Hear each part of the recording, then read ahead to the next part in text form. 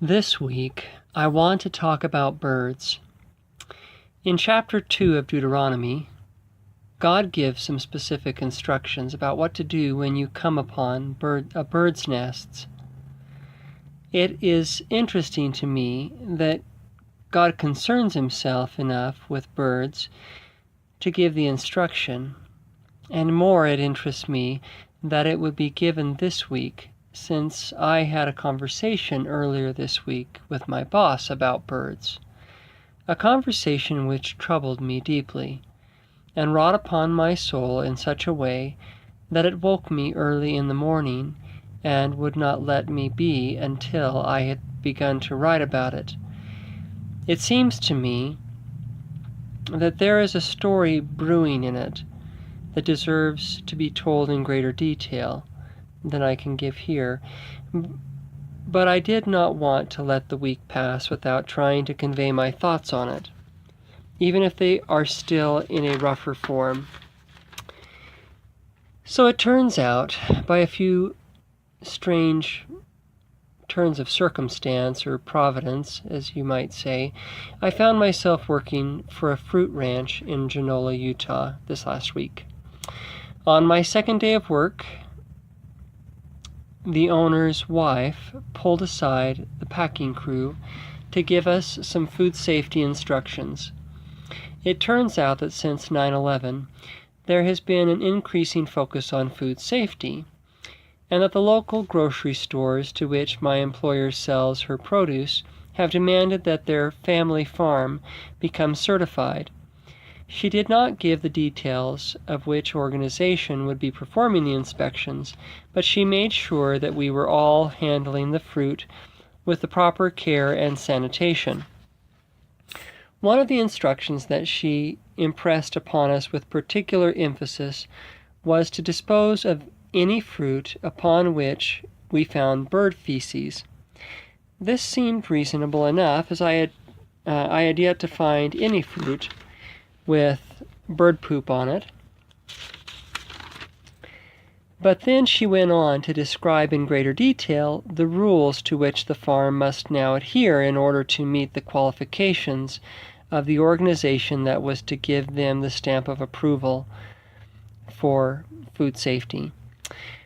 First, if a bird or a bat were to enter or to happen to fly into one of the buildings, their whole operation would be shut down.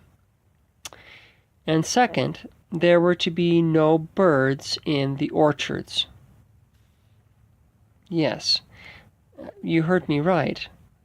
And if the inspector happened to find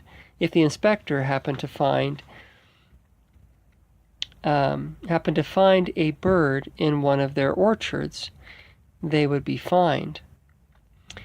I sat there with my mouth open, aghast. Now, can you tell me how we are supposed to keep birds out of our orchards? She asked. You can't, I said. That's insane. She agreed, but then went on to relate the story that they had told her about the 26 people who had died from listeria by eating watermelons that had been pooped on by birds. So now I scrub my melons before I cut them, she said. At this point, my head reeled.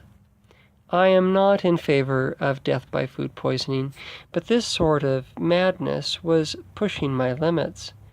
And strangely, I began to feel that this new step in man's attempt to legislate his way to security was not only laughable, but offensive to the divine in a way that can only be described as an abomination. But the story was not over. It was really hard on Roger to have to get rid of the birds, she said. Roger, her husband, is the founder and principal owner of the farm. Every year, those birds from Capistrano would... this is her again.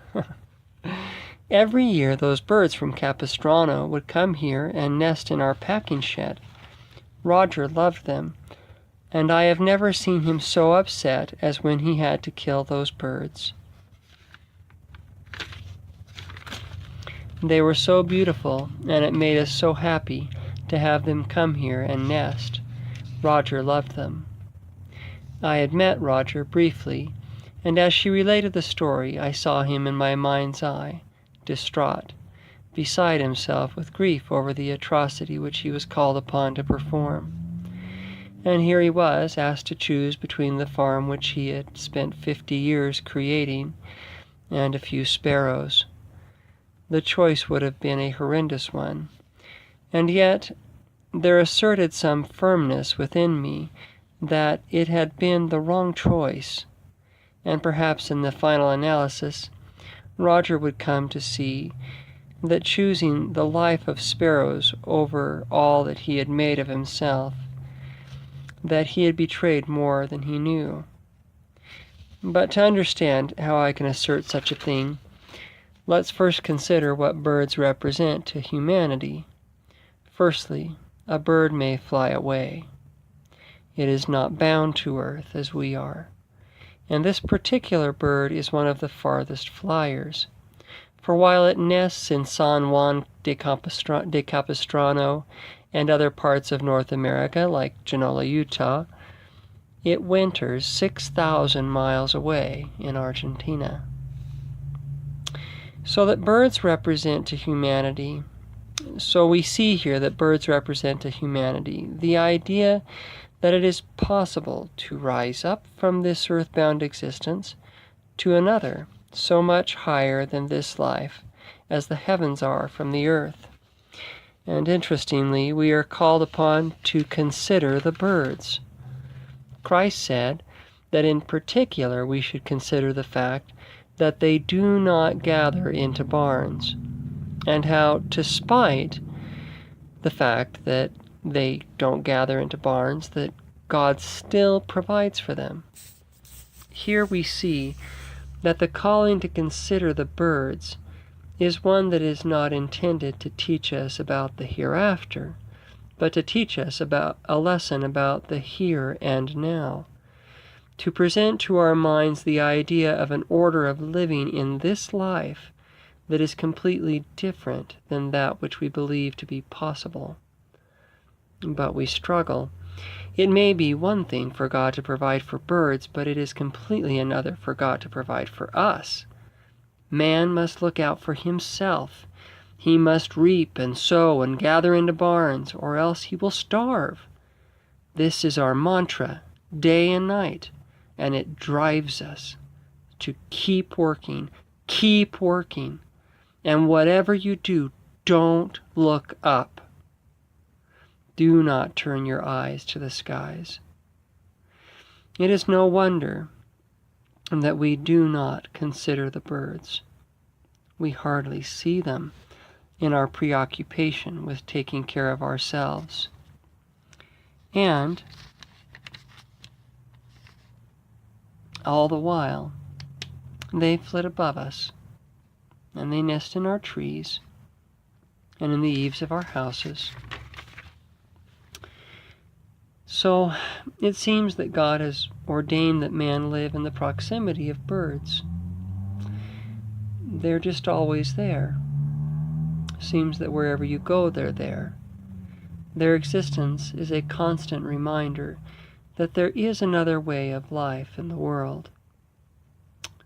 But it also seems that they have become such a nuisance to us as to warrant banishment from what we have come to consider our trees and our homes.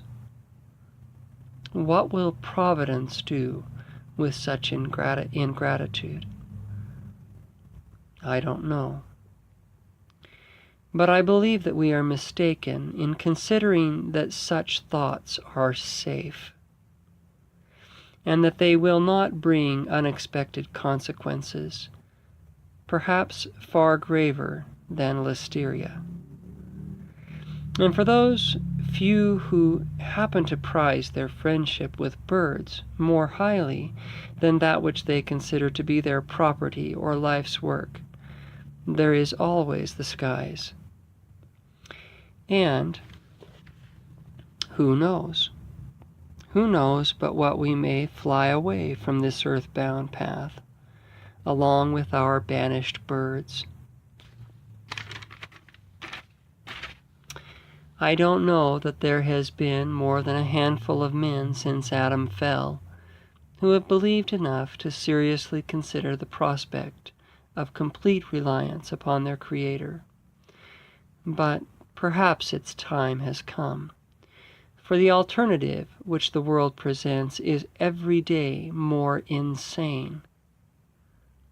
I can't help but believe that there is hope if we will slow down enough to look up and consider the birds.